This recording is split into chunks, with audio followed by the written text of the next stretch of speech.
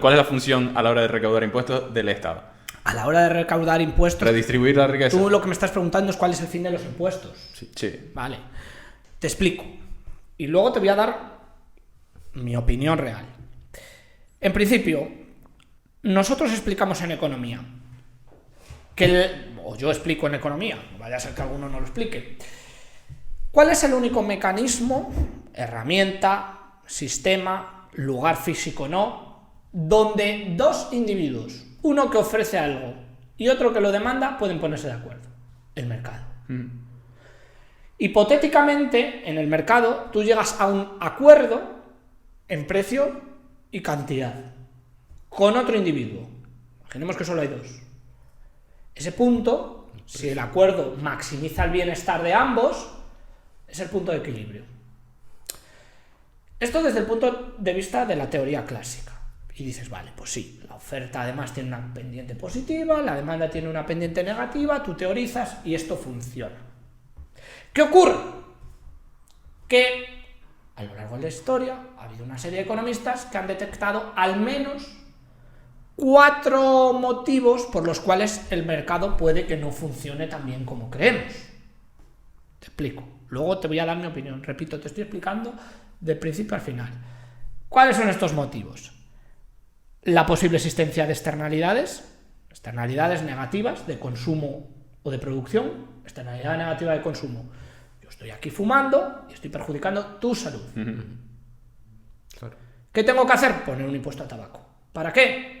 Para paliar el coste sanitario que voy a tener. Yo te voy a ir explicando. Segundo fallo que se detecta. Información asimétrica, claro, o imperfecta. ¿Por qué? Bolsa de valores. ¿Tiene usted la misma información sobre las acciones o el valor que va a tener la acción de ACS que el que pueda tener Florentino Pérez? No, claro. No. Los dos sois inversores que vais al mismo mercado. Él puede ofrecer y tú puedes demandar, o viceversa. Falla. Claro. Te voy a poner los 4 ejemplos clásicos. Luego están los bienes públicos. ¿Qué se entiende por el concepto de bien público? Pues es un bien que no es rival y no es excluyente. ¿Esto qué quiere decir? Que le pueden utilizar varios individuos a la vez y que además el hecho de que no pagues impuestos no te excluye de que lo uses. Ejemplo clásico. El alumbrado público. Imagínate que si fueses un defraudador Hacienda, cuando pasases por la Castellana se apagasen las luces. O se levantasen los puentes. Claro. Dijesen, ahí viene un defraudador. Entonces, otro fallo. Es el Estado quien tiene que proveer, esto es lo que dice la teoría, ese bien público. Continúo con los bienes... continúo con los fallos del mercado. Hemos dicho externalidades, hemos dicho información asimétrica... Hemos dicho bienes públicos y hay otro que es el poder de mercado. ¿Qué es el poder de mercado? Que una de las partes que interviene en el mercado, el demandante o el oferente, tenga más poder que la otra. Un monopolio. El oferente es uno. Tiene mucha más posibilidad de modificar el precio ante muchos demandantes. Un monopsonio. El demandante es uno. Tiene mucha más probabilidad de modificar el precio ante muchos oferentes. Es decir, estos son los 4 clásicos. Falla el mercado. ¿Cómo intervengo?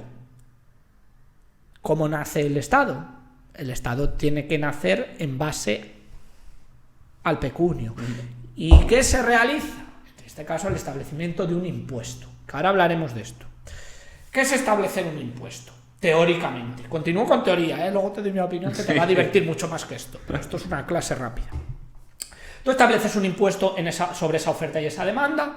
Lo que estás haciendo es extraer una parte de la producción de tu economía para redistribuirla tú como Estado, presuntamente, mejor que lo haría la economía. Y siendo consciente de que hay una parte, que es un triangulito que llamamos pérdida irrecuperable de eficiencia, que la pierdes para siempre.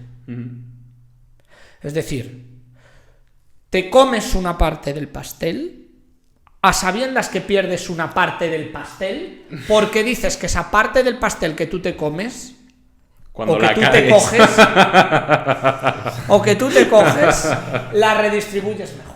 Punto pelota. De la forma en la que sea, ¿no? La forma en la y que sea. tenga el color que tenga. Efectivamente. Ese es el sistema. Y así funciona. Más allá. Una vez que conoces cuáles son los fallos, por qué intervengo, cómo intervengo, establezco un impuesto, ¿cuál es el problema? ¿Primero el huevo o la gallina? Y esta es una pregunta que no se hacen los políticos porque son políticos. ¿Qué va primero? ¿Establecer el impuesto, recaudar y luego elaborar la política pública? ¿O cuantificar el coste de la política pública y luego establecer un impuesto para solventar el problema generado por la política pública? Y esto es muy sencillo de explicar. Yo sé que el consumo de alcohol es malo. Genera una externalidad negativa de consumo y tiene un coste. Eso lo sabemos. ¿Qué tengo que hacer?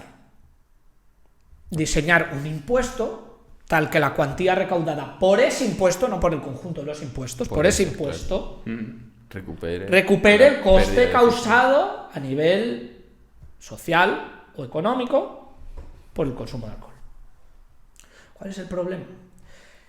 Que nosotros tenemos un diseño del sistema fiscal en el cual recaudas sin tener claro, entre otras cosas, por qué un impuesto directo es directo y por qué indirecto es indirecto.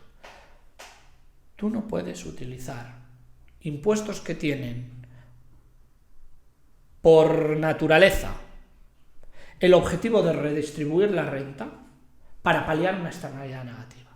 Porque no tienen nada que ver. Nada que ver. Podemos entrar aquí ya al debate que queráis. Si quiero que ese impuesto sea gigante. Claro, ¿qué se hace? Como no se tiene en cuenta qué va antes, si el huevo o la gallina, tú estableces un impuesto, por ejemplo, el impuestazo a la banca y a las energéticas.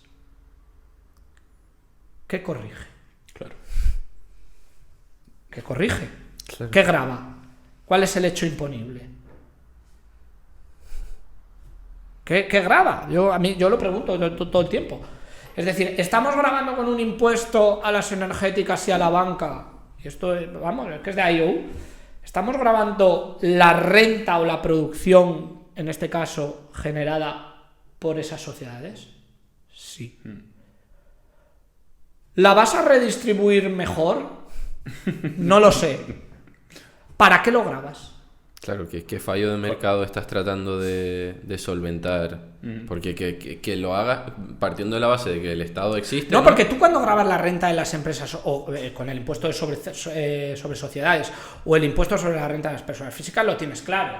Redistribuir de mejor manera, de una manera más equitativa y eficiente, la renta de los individuos entre los individuos, de las sociedades entre las sociedades, para darles ciertos servicios públicos, que a ti te pueden parecer bien o mal, pero solo tienes claro. Pero inventarte un impuesto diciendo que lo que grabas primero es un beneficio extraordinario que no sabes cómo medir. Sí, claro. Porque a mí que me expliquen qué es un beneficio extraordinario. Claro.